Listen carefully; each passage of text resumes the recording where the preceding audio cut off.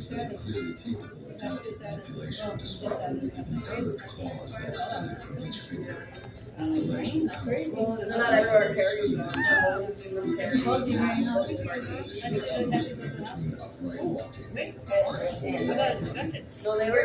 That made my mind refuse to process what I was seeing. It was wolf-like, but scaled up and modified in ways that shouldn't have been possible. The muzzle was elongated, but not as narrow as a natural wolf's, suggesting a jaw structure designed for both tearing flesh and complex vocalization. The ears stood erect, constantly moving, tracking sounds I couldn't detect. And the eyes were definitely not animal. They had intelligence, awareness, malicious humor. This thing was thinking, planning, enjoying what it was doing to us. And when it opened its mouth, the teeth that were revealed were something from a medieval torture device.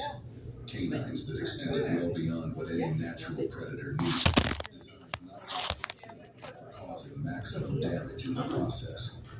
Jackson raised his rifle and fired 3 quick shots into the mass. I saw the bullets hit, saw the creature rock back slightly from the impact, but instead of falling, instead of showing any sign of serious injury, it looked down at the holes in its chest with what I can only describe as mild annoyance. Then it looked back at Jackson, and I swear I saw it smile. The next was too fast for my eyes to follow completely. One moment the creature was standing 20 feet away. The next, Jackson was on the ground, his rifle broken in half beside him, and the thing was crouched over him like a cat with a mouse. But it didn't kill him immediately. Instead, it looked directly at me, maintaining eye contact while it placed one massive clawed hand on Jackson's chest. The message was unmistakable. I could watch what happened next, or I could run and simply imagine it. I ran. Behind me, Jackson's screams echoed through the forest, but they didn't last long. When they stopped, I heard something that was worse than screaming. Feeding sounds. The wet tearing noise of something enjoying its meal. I ran blind through the forest for what felt like hours, but was probably only minutes, crashing through underbrush, tripping over roots. Branches tearing at my clothes and skin. My lungs burned. My legs felt like they were about to give out. But I couldn't stop because I could hear it behind me, not close behind me. That was the worst part. It was following at a leisurely pace, making just enough noise to let me know it was there, to keep me running in blind panic while it conserved its energy and waited for me to exhaust myself. When I finally collapsed against a tree, gasping for breath, I realized what it had been doing. This was no chase, this was training. It was teaching me to run when it wanted me to run, to hide when it wanted me to hide, to be afraid when it wanted me afraid. I was being domesticated.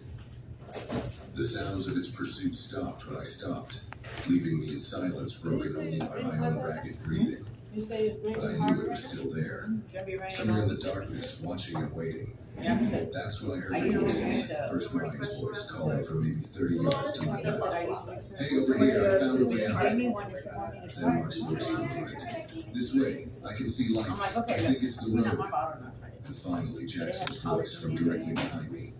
Don't trust them. They're not real. That they can mimic voices. More different things. Production all through. Reflections, same speech, same destiny. I'll eat peach. But I'd seen what had happened to my friends. Knew they weren't out there calling for help. The creatures using their voices as psychological warfare, I had it trying at to work. break down my rational thought processes with hope and fear and confusion. And it was And that's working. what I like them when they're Despite hard. knowing better, part of me wanted to believe that maybe one of those voices was real. That maybe one of my friends had somehow survived. I know what you are, I called out into the darkness, surprised by the strength in my own voice. The voices stopped immediately. Then came that hybrid sound again, but clearer now, more controlled. Words formed within human vocal cords, but unmistakably intentional. What? I? The question came from directly in front of me, maybe 10 feet away. Close enough that I should have been able to see it, but the darkness was absolute. You're not natural, I said. You're something that shouldn't exist. Silence for a long moment, then, Neither are you. What's that supposed to mean? Humans in my forest taking what is mine, killing my prey. You are the invasion. It was right in a way. We had come into its territory, armed and hunting, claiming the right to take whatever we wanted. From its perspective, we were the intruders, the threat to be eliminated. But understanding its motivation didn't make me any less terrified when I heard it moving closer. Your friends were easy, it continued. Slow. Thoughts. Simple. Fears. You are different. How am I different? You understand. You see truth. That makes you interesting. I could smell it now. That terrible combination of wild animal and unwashed human. Could hear its breathing, slow and controlled and patient. Could feel its presence that could wait in the air. What do you want from me? Nothing, it said. Your mama most perfectly human. Everything you will run. You will tell others. You will spread the fear. And then I understood. I wasn't prey, I was a messenger. It was letting me live so I could warn others. So I could spread the terror and keep people away from its territory.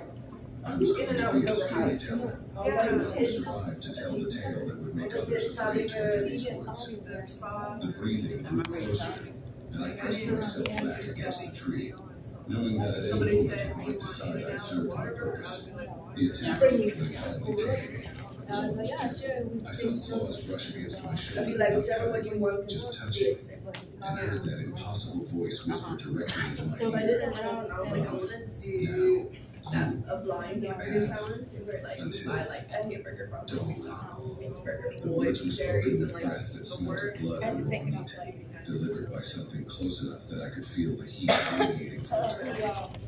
But instead of tearing me apart like it had the others, it was giving me a head start, a sporting chance. I ran. This time I had direction, following the faint suggestion of a trail that led generally downhill, away from the deep forest and hopefully toward the logging roads where we left the truck. My phone had been dead for hours, but I still had my compass, and I knew that if I could just maintain a southeastern heading, I'd eventually get behind me I could hear it, but differently now. Before it had stalked me with careful stealth. Now it was making noise to the mark, breaking branches, disturbing undergrowth, letting me know exactly where it was and how fast it was gaining. The sound of its movement was the worst part. It would run on two legs for a while, and I could hear the heavy bipedal footfalls getting closer.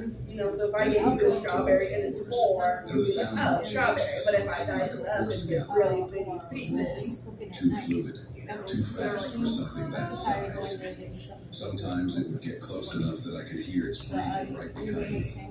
Close enough that I expected to feel clouds rolling on. Come on. But then it would fall back, giving me just enough space to keep running, keep hoping. It was playing with me, demonstrating that it could take me whenever it wanted, but choosing not to. Choosing instead to pull the hunt for its own entertainment.